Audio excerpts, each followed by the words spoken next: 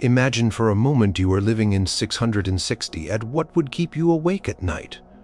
What whispers could destroy everything you held dear? What could shatter a woman's reputation in a world so utterly different from our own? A world where the very air seemed to hum with ancient fears and rigid expectations. Number 9. The whisper of ill-chosen company. In 660, a woman's reputation was not solely her own. It was inextricably woven into the fabric of her family's standing, a delicate tapestry that could be unraveled by the smallest thread of indiscretion. And perhaps one of the most insidious threats to this precious standing was the company a woman kept. This was not merely about good manners or social etiquette. It was about the very foundation of her moral character and the perception of her purity within a tightly knit, often judgmental community. Consider a young woman, perhaps named Lyra, from a respectable family, known for their diligence and piety. If Lyra were seen too frequently with individuals considered to be of a lower moral character, perhaps known for gambling, excessive drinking, or even worse, those rumored to engage in illicit activities, the stain would quickly spread to her. It did not matter if Lyra herself was innocent of any wrongdoing. The mere association was enough to cast a long shadow over her name. The logic was simple and brutal. Birds of a feather flocked together. If she chose to spend her time with such people, she must, by extension, share their flaws or at least condone them. This threat extended beyond mere friendship. If a woman was seen to be too familiar with men who were not her relatives or sanctioned suitors, the whispers would begin to swirl with terrifying speed. Casual conversation in the market that lasted too long, a shared laugh that seemed too loud, or an unchaperoned walk, no matter how innocent, could be twisted into evidence of scandalous behavior. In a society where women's movements and interactions were often closely monitored, any deviation from the expected norms of modest behavior and limited social interaction was scrutinized. The consequences for Lyra could be devastating. Prospective suitors, keen on marrying into a family of good repute, would shy away, fearing that any taint on Lyra's name would reflect poorly on their own lineage. Her family might find it difficult to secure a good match for her, leading to a diminished dowry or, in extreme cases, no marriage at all. Unmarried women were often seen as a burden, a drain on resources, and their lack of a husband left them vulnerable in a world where a woman's security largely depended on her male protector. Even within her own family, the ill-chosen company could lead to censure. Her parents might face social ostracism, as their neighbors and peers would question their ability to properly raise and control their daughter. The family's business dealings or social standing could suffer, as trust and respect diminished.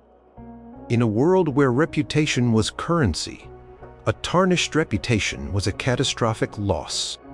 The threat of ill-chosen company was particularly potent because it was largely based on perception and rumor, not necessarily on fact. A single gossip's tongue, fueled by envy or malice, could unleash a torrent of speculation that would drown a woman's good name without any chance for her to defend herself. The very act of attempting to defend herself might even be seen as further proof of her guilt, suggesting a lack of proper humility or deference. Historical accounts and legal codes from this period, though not always detailing individual cases, consistently emphasize the importance of a woman's moral conduct and the strict social expectations placed upon her, implicitly warning against any behavior that could bring the family name into disrepute. The social fabric of 660 was tightly woven, and a single loose thread could unravel it all. Number 8. The stain of a broken promise in the tapestry of life in 660 promises, particularly those related to marriage, were not mere words lightly exchanged. They were solemn vows, often sealed by families, sometimes even by oath or by the exchange of symbolic gifts, and they carried immense weight. For a woman, the breaking of such a promise, whether she was the one who broke it or the victim of its rupture, could cast a dark and indelible stain upon her reputation, plunging her into social purgatory. Imagine a situation where a young woman, perhaps named Freya, was formally betrothed. This betrothal or handfasting in some regions was often as binding as a marriage itself, a public declaration of intent to marry often accompanied by dowry negotiations and family agreements. If Freya were to decide for any reason to break this betrothal, perhaps she found herself in love with another, or she simply found her intended husband disagreeable, the consequences would be severe. She would be seen as disloyal, unreliable, and even defiant of her family's wishes and the societal order. Her word would be considered worthless, and by extension, her family's honor would be questioned. The jilted suitor's family would have grounds for seeking compensation, and the scandal would ensure that finding another suitable match for Freya would become incredibly difficult, if not impossible. She would be branded as someone who could not be trusted, a woman whose promises meant nothing. The stain could also fall upon a woman who was the victim of a broken promise. If her betrothed or even her husband abandoned her, leaving her without the protection and status of a male partner, her reputation would suffer almost as much, if not more, than if she had initiated the break. Why? Because the prevailing societal view, deeply rooted in the patriarchal norms of the time, often sought to find fault with the woman. Whispers would circulate. What did she do to drive him away? Was she too difficult, too plain, too immodest? Was she secretly infertile or unable to bear sons? Even if the man was entirely at fault, the burden of shame would often fall disproportionately on the woman. She would be seen as damaged goods, a woman who could not hold on to a man, and her marriage prospects would be significantly diminished. Consider the case of a woman whose husband died, leaving her a widow. While widowhood itself was not a stain, the vulnerability it created could lead to reputational threats. If she were seen to remarry too quickly, she might be accused of lacking proper mourning, or of being overly eager for a new husband. If she did not remarry, and especially if she had no adult sons, her economic and social status could decline, making her more susceptible to accusations or gossip that could harm her reputation. The loss of her husband's protection meant she was more exposed to the judgmental gaze of the community, and her every action could be scrutinized. The severity of the stain also depended on the status of the families involved. If the families were powerful and influential, the breaking of a promise could ignite feuds, leading to protracted disputes over land, dowries, and honor. For the woman caught in the middle, her personal reputation would be overshadowed by the larger conflict. But the individual cost to her identity and future would be immense. The social fabric of 668 relied heavily on the sanctity of agreements and the stability of family alliances. A broken promise, therefore, was not merely a personal slight. It was a breach of the social order, and for a woman, it carried the weight of public humiliation and a likely future of social and economic precariousness.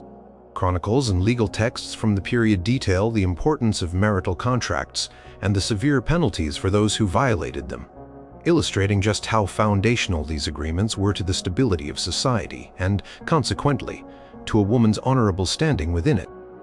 Number 7. The weight of a woman's words. In 660 AD, a woman's words were a double-edged sword. While silence and modesty were generally prized virtues, speech itself carried enormous potential, both for good and for ill.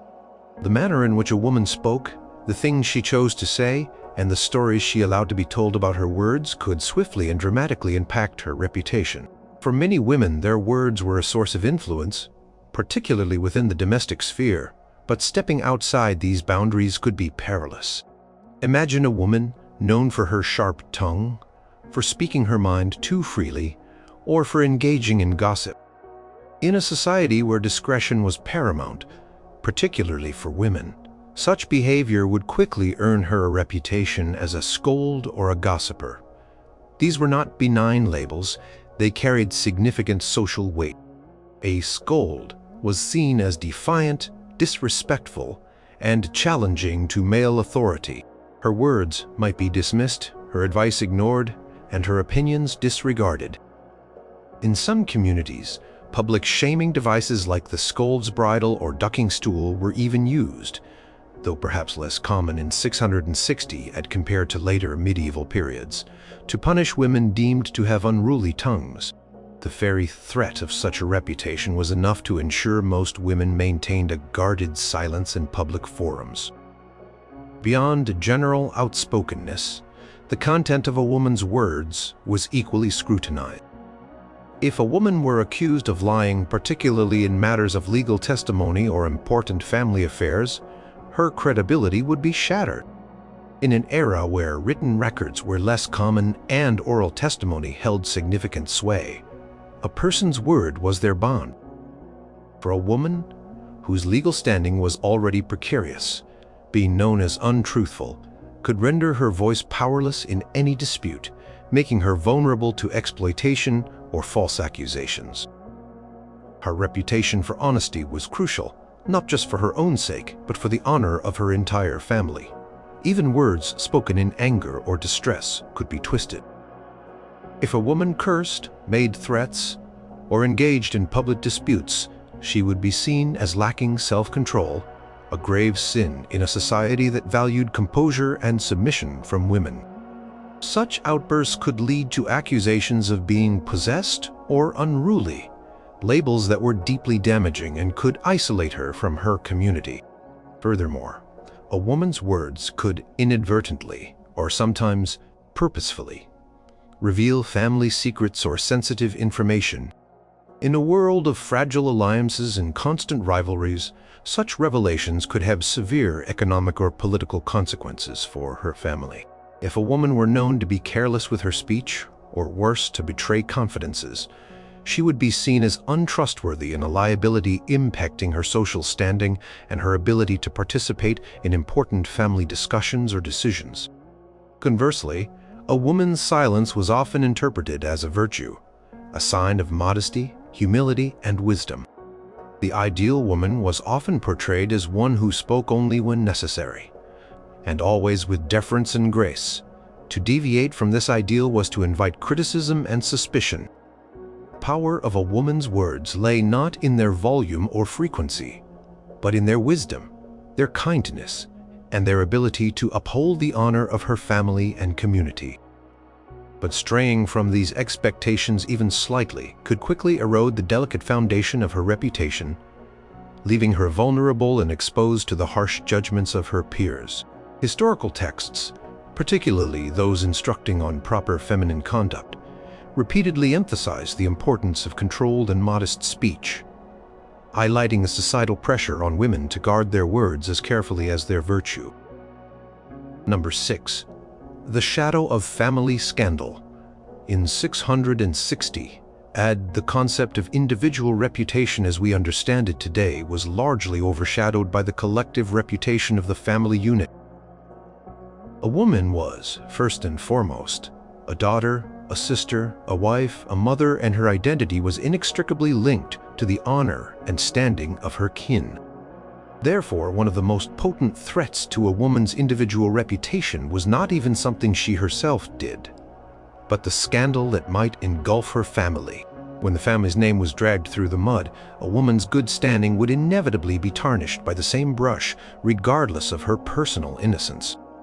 Imagine a prestigious family, perhaps known for their land holdings, their military prowess, or their close ties to a local lord. Now imagine that a prominent male member of this family, a father, a brother, or even a distant uncle, commits a grave transgression.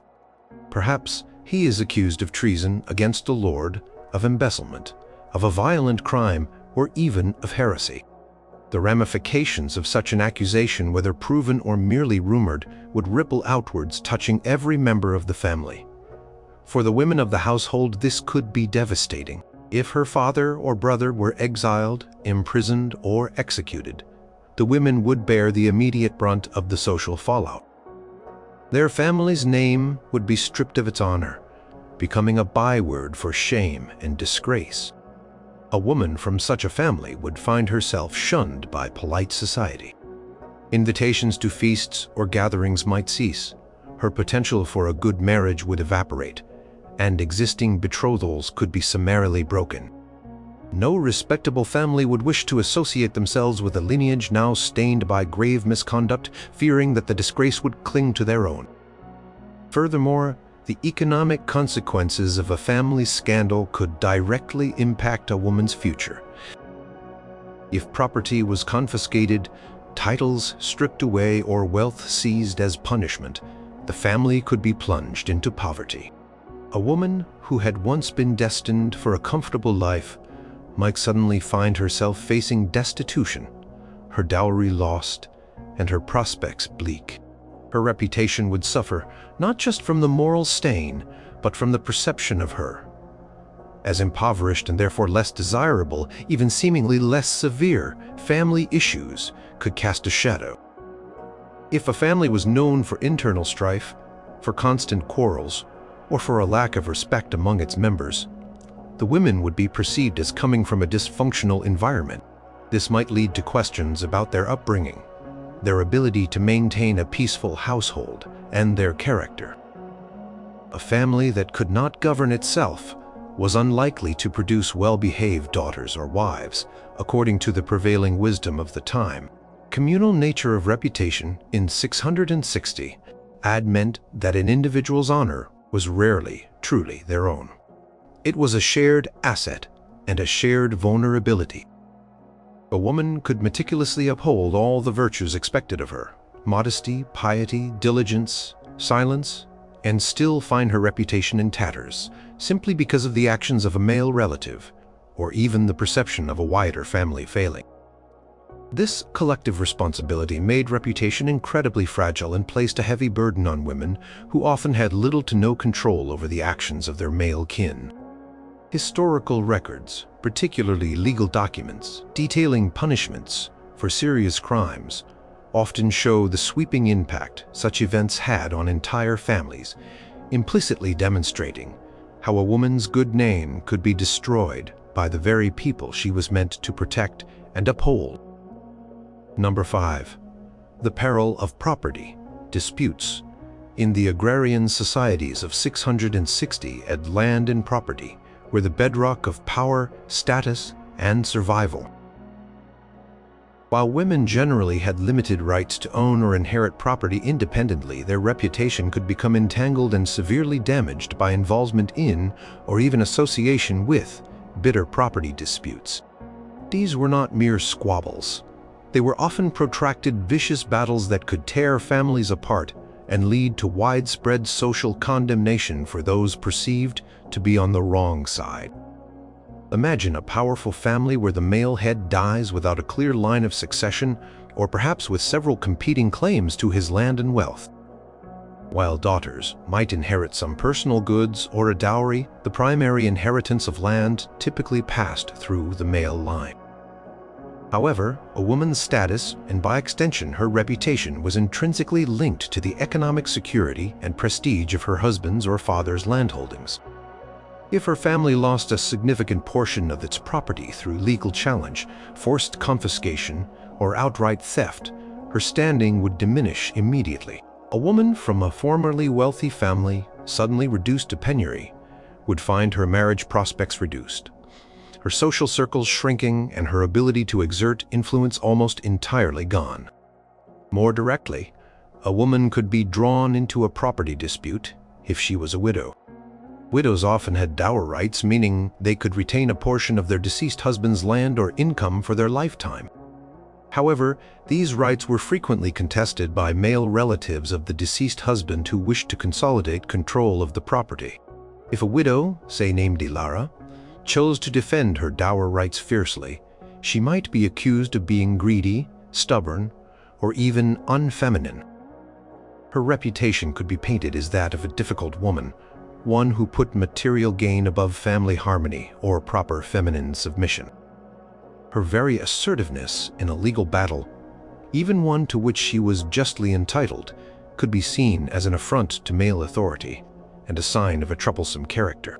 Furthermore, a woman could be accused of using manipulative tactics to gain or keep property. If she were perceived to have influenced a dying man to leave her property, or to have used her feminine wiles to sway a judge or powerful lord in a dispute, she would be branded as cunning, dishonest, and a schemer. These were labels that deeply tarnished a woman's reputation, portraying her as dangerous and untrustworthy. Such accusations could lead to social ostracism, as people would fear being swindled or manipulated by her. Even being merely associated with a family embroiled in a notorious property dispute could cast a pall. If one's family was known for its litigious nature, or for engaging in underhanded tactics to gain land, the women of that family would inevitably be judged by the same harsh standards. Their legitimacy, their honesty, and their very worth would be questioned simply by virtue of their family connection. The meticulous records of land transactions and legal battles from the era reveal how fiercely property was guarded and how easily disputes could escalate, often consuming entire communities in their wake and leaving behind a trail of ruined reputations, particularly for the women caught in their unforgiving currents. For a woman in 660, wealth and land were not just about comfort. They were about survival. And the fight for them could come at an unimaginable cost to her good name. Number 4. The curse of barrenness. In the societies of 660, deeply rooted in agricultural cycles and lineage, fertility was not merely a biological function. It was a sacred duty, a blessing from God or the gods, and a cornerstone of a woman's value and reputation. For a woman to be barren, to be unable to conceive or carry a child to term, was often seen not just as a misfortune, but as a severe personal failing, a source of profound shame, and even a potential mark of divine displeasure. This perceived curse could utterly destroy a woman's reputation, casting her into a lonely social exile. Imagine a young bride, say named Isolde, entering her marriage with the hopes and expectations of her husband's family resting heavily upon her. Their lineage depended on the birth of heirs, particularly sons who would continue the family name, inherit property, and perform vital religious and economic duties. If, after several years of marriage, Isolde failed to produce any children, especially male heirs, the whispers would begin. She would be seen as a failure in her most fundamental role as a wife. The blame, almost without exception, fell squarely on the woman, regardless of biological reality. Medical understanding was primitive, and the concept of male infertility was virtually non-existent in common discourse. Therefore, a childless marriage was by default a woman's fault. The reputation of a barren woman was severely damaged. She might be considered unfruitful, cursed, or even unblessed. Her husband's family might pressure him to divorce her, a relatively common practice for this reason, especially if she was not providing an heir. To be divorced in 660, and particularly for barrenness, was a catastrophic blow to a woman's reputation in future. She would likely be sent back to her own family in disgrace, her dowry potentially forfeited, and her prospects for remarriage virtually nil. She would be seen as defective, incapable of fulfilling her primary societal purpose, and her very existence would be a source of shame for her natal family. Furthermore, barrenness could lead to accusations of more sinister failings. Some superstitious beliefs might link infertility to witchcraft or divine punishment for some unknown sin. While not always leading to formal accusations, these dark whispers would further isolate a woman, making others fear her lest her curse somehow spread. She might be excluded from community gatherings, from celebratory rituals, and from the intimate circles of women who gathered to share their lives and their children. The lack of children also meant a lack of social security in old age. Children, particularly sons, were expected to support their aging parents. A childless woman faced a future of potentially dire poverty and loneliness, reliant on the unpredictable charity of distant relatives or the church, further diminishing her status. Her inability to perpetuate the family line meant she had failed in her most essential contribution to society, reducing her value in the eyes of everyone. This threat guessed the immense pressure placed upon women to be fertile and to produce heirs. A woman's worth was often measured by the number and gender of her children. Barrenness, therefore, was not merely a personal sorrow. It was a public failing that undermined her reputation, destroyed her social standing, and often condemned her to a life of marginalization and despair. The pervasive societal emphasis on lineage and inheritance, evident in countless historical documents, implicitly portrays the tragic reality for women unable to bear children, showing how deeply their reputation was tied to their reproductive capacity. Number 3. The betrayal of a disgruntled servant. In the intricate social tapestry of 660, households were not just homes, they were small economies, often encompassing servants, slaves, or free laborers who lived and worked within the family's close quarters. While these individuals provided vital services, they also possessed an intimate knowledge of the household's inner workings, its secrets, its routines, and its vulgarities. For a woman, particularly the lady of the house, the betrayal of a disgruntled servant posed an insidious and deeply personal threat to her reputation. These were the eyes and ears inside her most private domain, and their words could be devastating. Imagine a woman, perhaps named Clotilda, managing her household with diligence, overseeing the preparation of food, the weaving of cloth, and the care of her children. She relies on her servants for daily tasks, for help with guests, and for maintaining the smooth operation of her home. But what if one of these servants felt wronged, perhaps unfairly disciplined, underpaid, or simply held a grudge? A servant, intimately familiar with Clotilda's habits, her conversations, and perhaps even her private struggles, could easily spread rumors or reveal potentially damaging truths, or even fabricated lies, to the outside world. A servant could accuse a woman of mismanaging the household's resources, perhaps implying she was wasteful or even dishonest in her handling of family goods.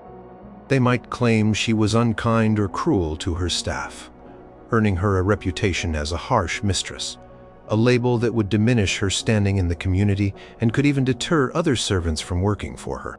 Such accusations, coming from within the very walls of her home, would carry an air of authenticity that would be difficult to refute.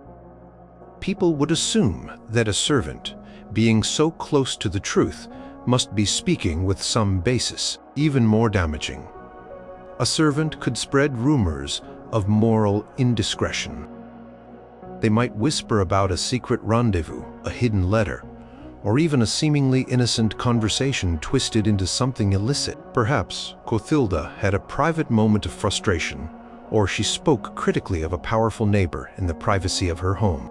A disgruntled servant, seeking revenge or simply malicious, could relay these comments, exaggerated or distorted, to outsiders, earning Clotilda a reputation as disloyal, gossipy, or disrespectful. In a society where the boundaries between private and public were blurred, and where one's public image was paramount, such betrayals could be catastrophic.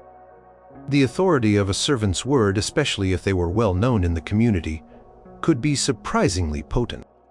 They were seen as witnesses to the unfiltered reality of the household, unvarnished by public decorum. A woman could find her carefully constructed public image crumbling under the weight of such internal accusations, facing skepticism and suspicion from her peers. She might find her social invitations declining, her friends becoming distant, and her husband questioning her conduct based on these insidious whispers. This threat highlights the pervasive nature of social surveillance.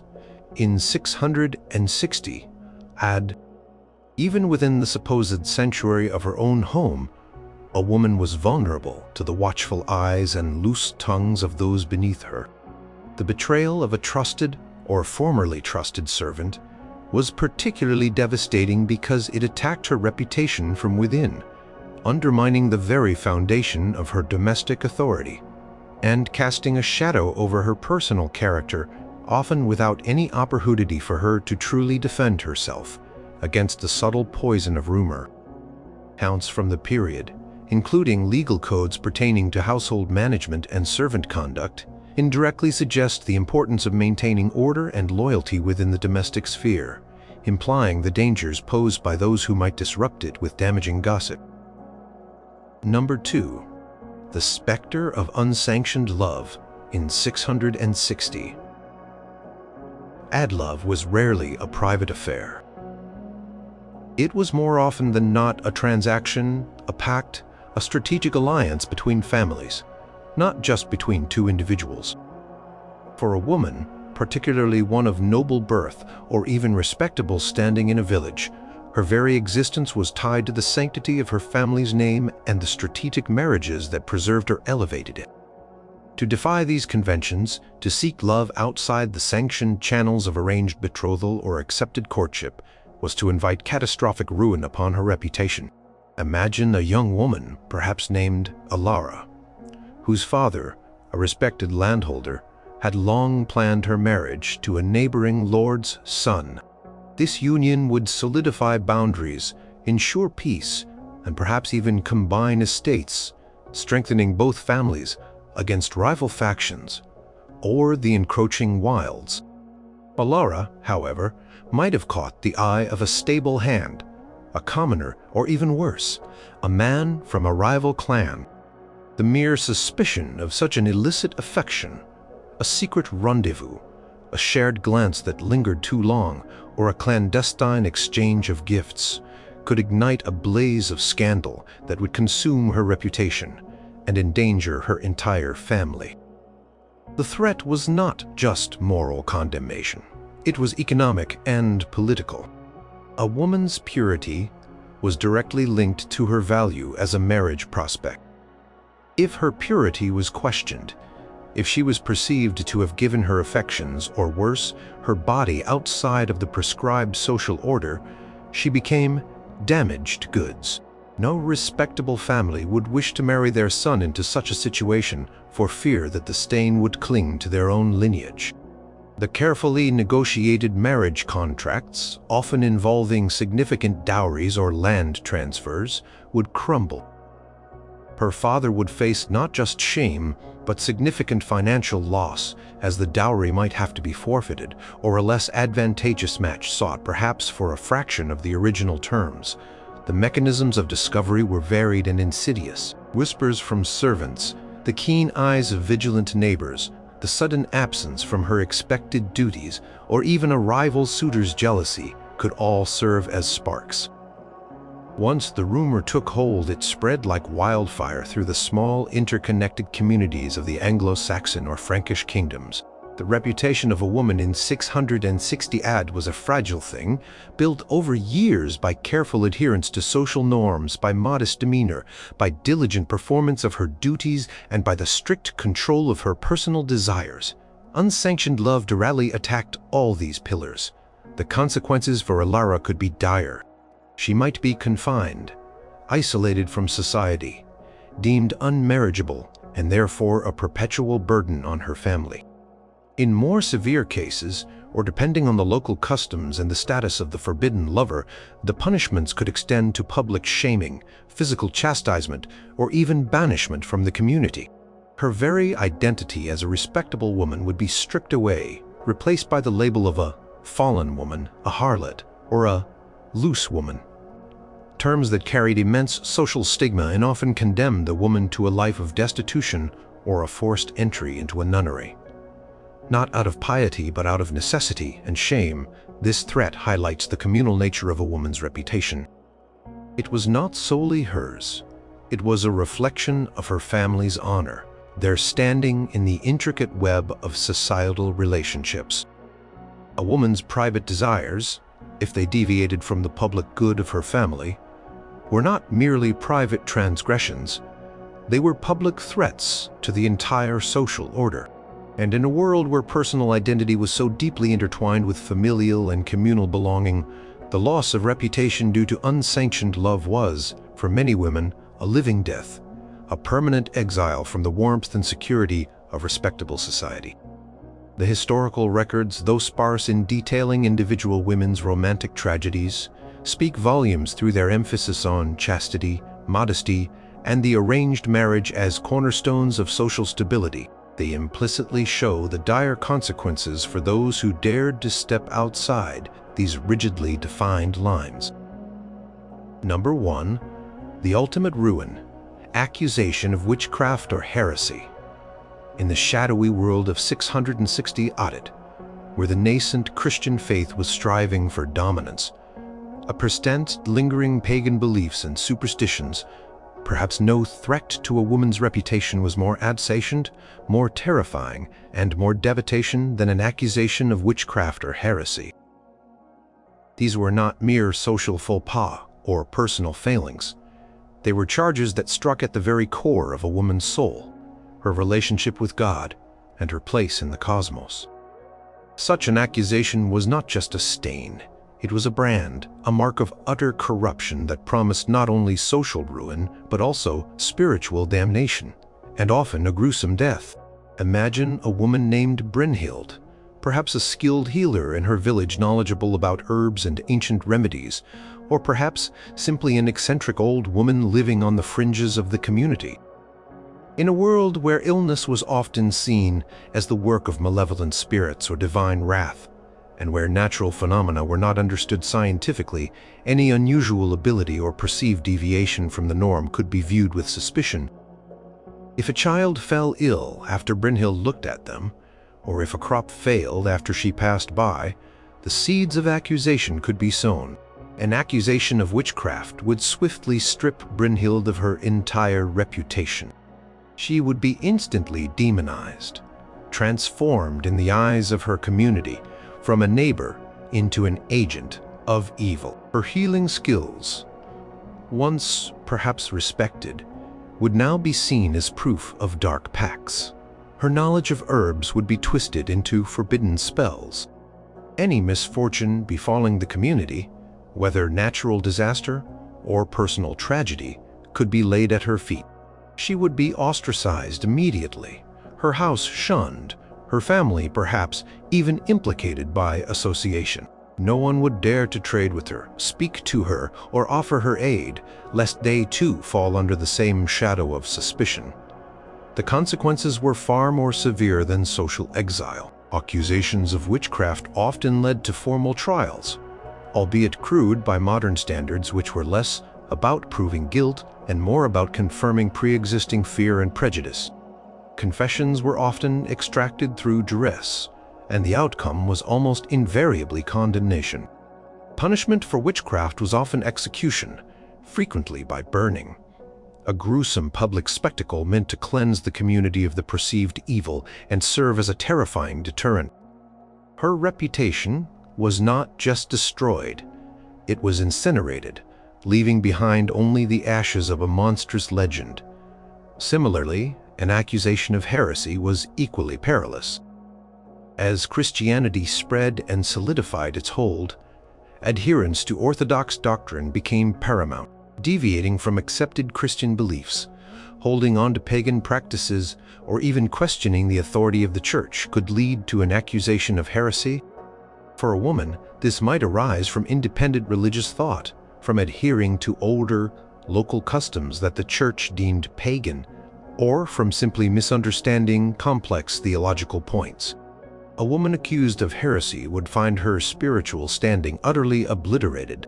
She would be branded an enemy of God, a threat to the salvation of the entire community. Her piety, if she had any, would be questioned. Her prayers would be seen as blasphemy. She would face not only social ostracism, but also excommunication, stripping her of the sacraments and condemning her soul in the eyes of the faithful. Like witchcraft, heresy often led to trial by ecclesiastical or secular authorities, and persistent defiance or confirmed belief in incorrect doctrines could result in imprisonment, torture, or even death, particularly as the church's power grew. These two threats, witchcraft and heresy, represented the absolute zenith of reputational destruction in 660 AD. They targeted a woman's very essence, her connection to the divine, and her place in the spiritual order. Unlike other threats which might leave room for redemption or a diminished existence, an accusation of witchcraft or heresy left no quarter. It consumed everything: her past life, her present standing, and her future prospects, condemning her to both earthly damnation and the terrifying prospect of eternal suffering. Pervasive fears of the unknown, the burgeoning power of the Church, and the lack of scientific understanding combined to make these accusations a woman's greatest and most terrifying vulnerability, recorded in the numerous religious texts and early legal codes that sought to define and punish deviations from acceptable belief and practice.